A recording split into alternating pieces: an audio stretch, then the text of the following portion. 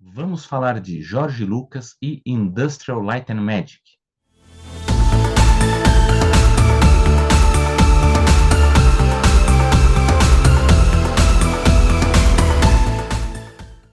Olá, seja bem-vindo mais uma vez. Meu nome é Selby Pegoraro, jornalista e pesquisador.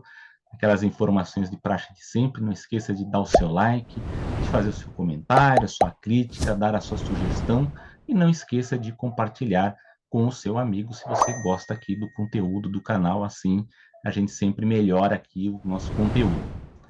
Hoje eu vou falar sobre a nova série que está em exibição aí no Disney Plus, a série Light and Magic. Trata-se de um documentário sobre a história da Industrial Light and Magic, mais precisamente da sua origem. Isso é bem importante porque para a gente ter aquela ideia de que o George Lucas não é apenas o responsável pelo Star Wars, né, principalmente sobre a trilogia clássica, mas de tudo que a gente conhece aí da marca e dos personagens de Star Wars, mas também pelo desenvolvimento técnico do cinema e responsável pela revolução que a gente vê, inclusive na produção de outros cineastas. Isso aí é bem legal e é bem interessante o documentário, porque a gente pode conhecer a história de origem de várias dessas pessoas, pessoas chaves, né, responsáveis pela criação dos efeitos visuais. Então, temos ali o John Dykstra, o Robert Edlund, o Phil Tippett, o animador stop motion, Phil Tippett, o Dennis Muren, que é uma pessoa muito importante também na transição do analógico para o digital. Então, esse documentário, embora ele não tenha muitas novidades para quem estuda a fundo um pouco história do cinema, o que tem de interessante nele é exatamente a possibilidade da gente conferir os home movies, esses trabalhos deles como estudantes, como que eles conheceram o Jorge Lucas, como que eles entraram lá e como foi a experiência deles, né, ao relato deles. Isso tudo é bem legal no filme.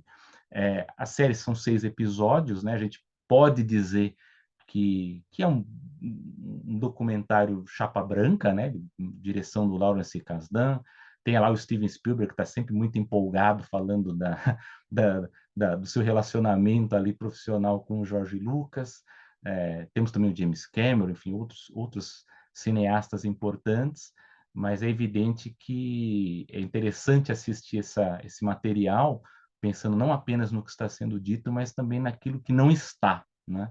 Então, há várias histórias ali que a gente sabe que tem muito mais detalhes, né? Especialmente, por exemplo, quando ele assinou o contrato com a Fox para fazer o primeiro Star Wars, lá, o de 1977, ele pensava que a Fox teria o seu departamento de efeitos visuais e quando ele assinou, logo depois a Fox fechou o departamento e deixou ele em situação muito complicada e ele foi forçado a investir na sua própria empresa. Foi daí que foi criada a Industrial Light and Magic.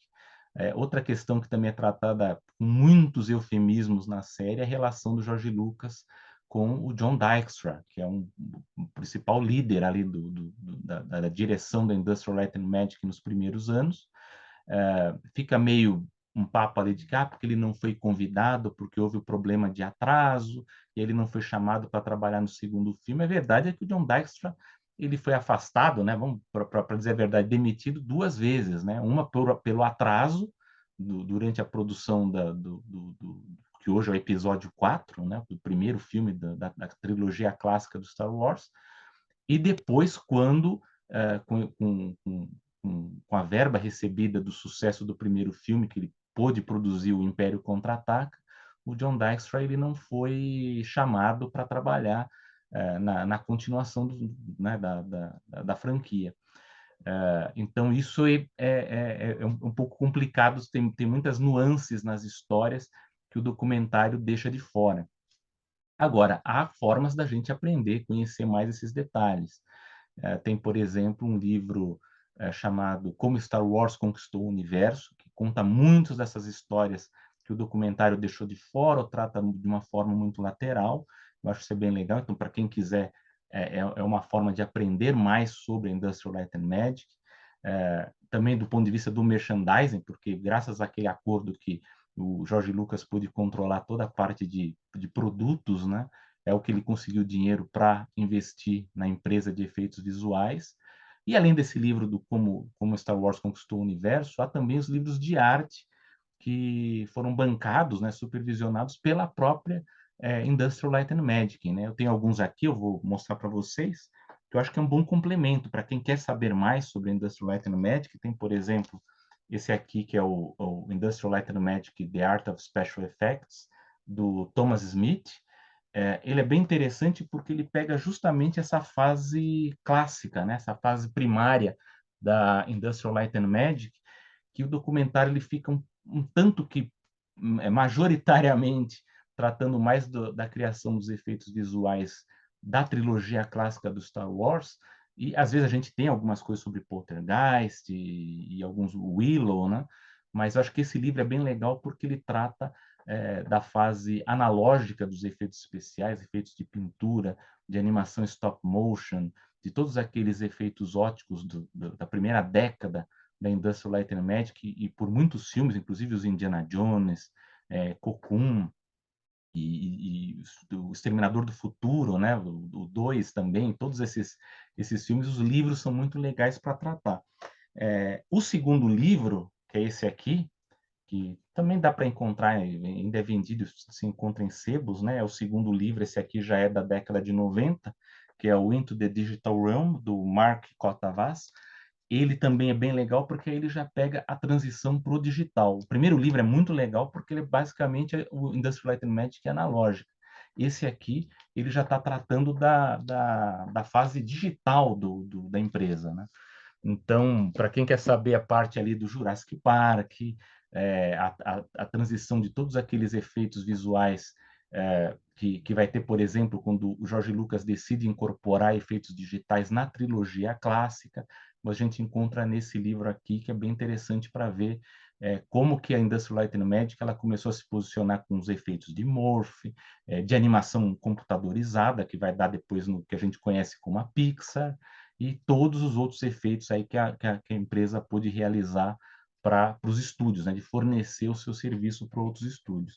Tem um terceiro livro que é mais raro de encontrar, inclusive a última vez que eu vi ele estava bem caro, que é este aqui, que é o Industrial Light and Magic: The Art of Innovation, que ele é basicamente uma continuação do segundo livro, e ele basicamente ele vai tratar aí da produção de efeitos visuais da Industrial Light and Magic de 2003, acho que até 2012, 2016, ele pega fundamentalmente a primeira década dos anos 2000. E é bem interessante também para a gente ver também o avanço no número de produções com efeitos visuais, né? Que aí tem aquela velha discussão que hoje ela é muito mais forte, que é inclusive sobre a questão da queda na qualidade por conta do excesso do número de cenas, né? De tomadas com efeitos visuais. Isso acaba trazendo uma série de problemas de nível de qualidade, que é uma coisa que a Industrial Light and Magic ela preza muito, né? Então, eu acho bem legal, acho que inclusive dá uma vontade de conhecer a história também de outras empresas de efeitos visuais, caso, por exemplo, da Digital Domain, ou da Apogee, ou de outras aí, que até o documentário ele cita um pouco, que são de pessoas, de profissionais que trabalharam, que tiveram experiência na Industrial Light and Magic, e eu espero que isso aí, com os anos, avance e a gente também tenha mais conhecimento sobre elas.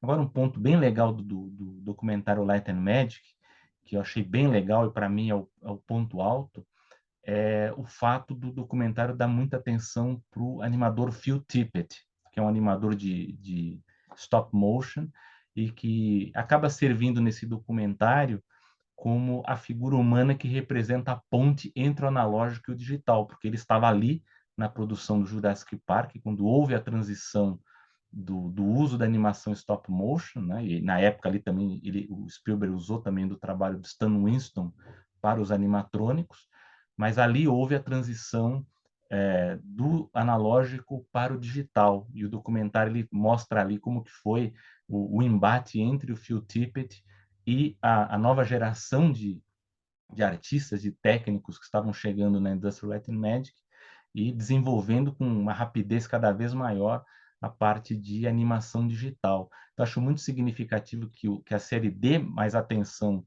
pro Phil Tippett, que inclusive a palavra final na série, né? Já estou dando um spoiler, mas porque eu acho que é muito significativo, é muito simbólico isso, que a última palavra no documentário seja o do Phil Tippett, que infelizmente ele nunca teve a chance de criar aí uma obra magna usando a técnica dele de animação stop motion, que era para ter sido Jurassic Park.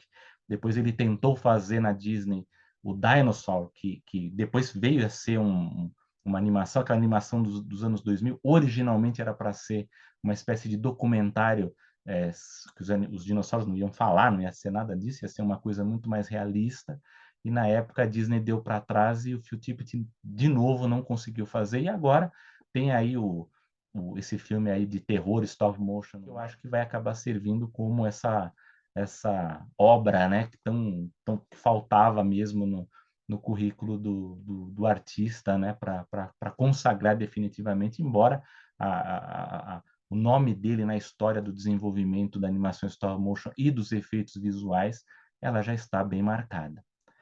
Bom, meus amigos, é isso. Espero que vocês confiram aí no Disney Plus Light and Magic, essa série aí sobre o Jorge Lucas e a criação da Industrial Light and Magic. Qualquer coisa aí, dê a sua opinião, se você assistiu, se você gostou, se você não gostou, se você acompanhou os livros, aí se você já leu, ou se está afim de alguma coisa, ou se conhece outras obras também, fique à vontade aí para comentar, tá bom? Até a próxima para vocês.